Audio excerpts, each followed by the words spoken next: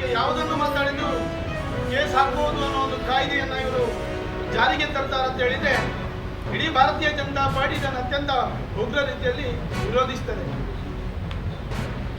ಒಂದು ಕಾಲದಲ್ಲಿ 1970ರಲ್ಲಿ ಈ ದೇಶದಲ್ಲಿ ತುರ್ತು ಪರಿಸ್ಥಿತಿ ಬಂದಂತ ಸಂದರ್ಭದಲ್ಲಿ ಇಂದಿರಾ ಗಾಂಧೀಜಿಯವರು ತುರ್ತು ಪರಿಸ್ಥಿತಿಯನ್ನು ಹೇರಿದಂತ ಸಂದರ್ಭದಲ್ಲಿ ಯಾವ ರೀತಿಯ ಅಘೋಷಿತವಾದಂತಹ ಜನಜೀವನ ಅತ್ಯವಶ್ಯವಾಗಿತ್ತು ಅನ್ನೋದನ್ನ ಅವತ್ತಿನ ಜನ ಇವತ್ತಿನವರೆಗೆ ಮಾತಾಡುವಂಥದ್ದನ್ನು ನಾವು ಕೇಳಿದ್ದೇವೆ.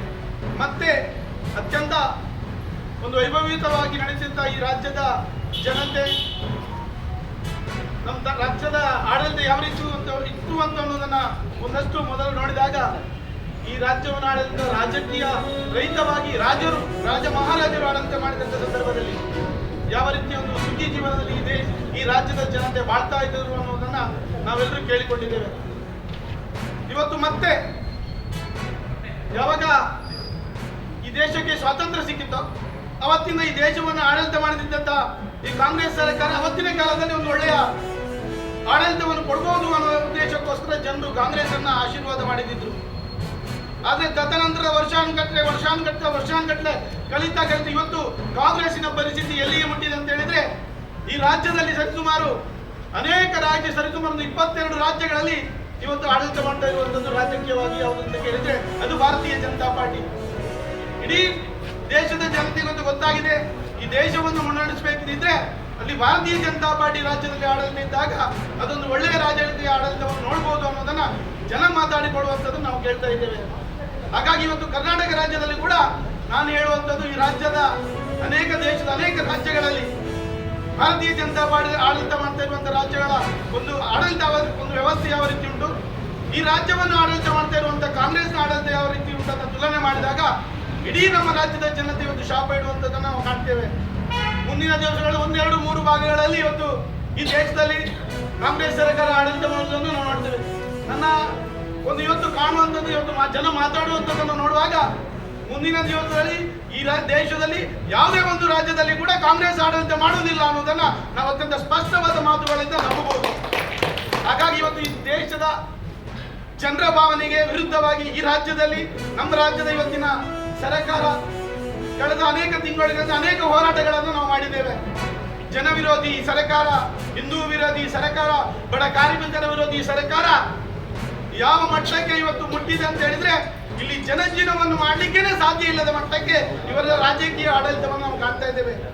ಮೊನ್ನೆಯ ಬೆಳಗಾವಿನ ಅಧಿವೇಶನದಲ್ಲಿ ಈ ರಾಜ್ಯದಲ್ಲಿ ಯಾರು ಕೂಡ ಇನ್ನು ಯಾವುದಾದ್ರೂ ಒಂದು ಲವ್ ಜಿಹಾದ್, ಯಾವುದಾದ್ರೂ ಒಂದು ನಮ್ಮ ವಿರುದ್ಧವಾಗಿ ನಡೆಯುವಂತ ಪ್ರಕ್ರಿಯೆಗಳು ನಡೆದ್ರೆ ಅಲ್ಲಿ ಏನನ್ನು ಮಾತಾಡಬಾರದು ಅನ್ನೋ ರೀತಿಯಲ್ಲಿ ಇವರೊಂದು ದ್ವೇಷ ಭಾಷಣದ ವಿರುದ್ಧ ಮಾಡುವಂತ ಒಂದು ಕಾಯ್ದೆಯನ್ನು ಮಾಡಲಿಕ್ಕೆ ಅವರು ಹೊರಟಿದ್ದಾರೆ.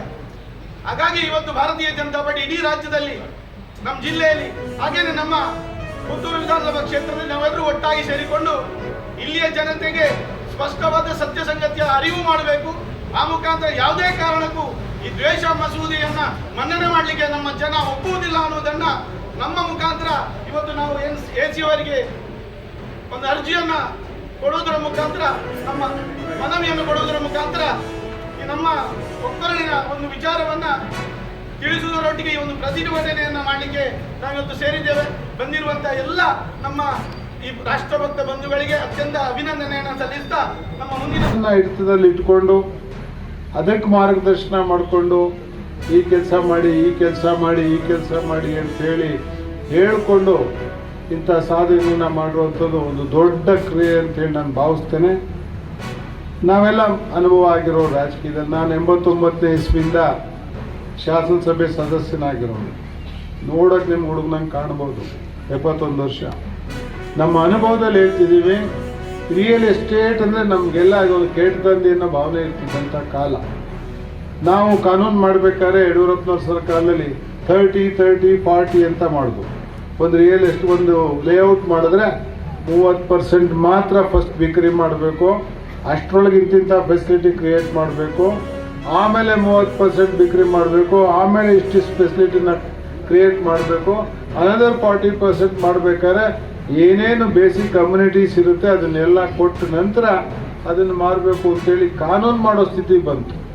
ಅನೇಕ ಜನ ನನ್ನ ಹತ್ರ ಬಂದರು, ನೀವು ಹೌಸಿಂಗ್ ಸೊಸೈಟೀಸ್ನ ರಿಯಲ್ ಎಸ್ಟೇಟ್ನವ್ರನ್ನ ಮುಚ್ಚಾಕ್ಬಿಡ್ತೀವಿ ಅಂತ. ನಾನು ಅವಾಗ ಮೈಸೂರದೊಂದು ಕತೆ ಹೇಳಿದೆ. ಮೈಸೂರಿನಲ್ಲಿ ಜಗನ್ನಾಥ್ ಶೆಣೈ ಅವ್ರು ಹೋಗ್ತಾರೇನೋ ನಂಗೆ ಗೊತ್ತಿಲ್ಲ. ಅವ್ರೇನಾರ ಮೈಸೂರು ಆಚೆ ಅವರು ಇರೋ ಜಾಗ ಭಾಳ ಸಂಪದ್ಭರಿತವಾದ ಜಾಗ ಮೈಸೂರಲ್ಲಿ. ನಾನು ಅಲ್ಲೇ 3ನೇ ಬಿಲ್ಡಿಂಗಲ್ಲಿ ಹಾಸ್ಟೆಲ್ ಇಟ್ಕೊಂಡು ಓದೋನು. ರೂರಲ್ ಮೈಸೂರು ನೋಡಿಬಿಟ್ರೆ ಮೈಸೂರಲ್ಲಿ ಲೇಔಟ್ ಮಾಡಿ ಸೈಟ್ ಬಿಟ್ಟೋಗಿರೋ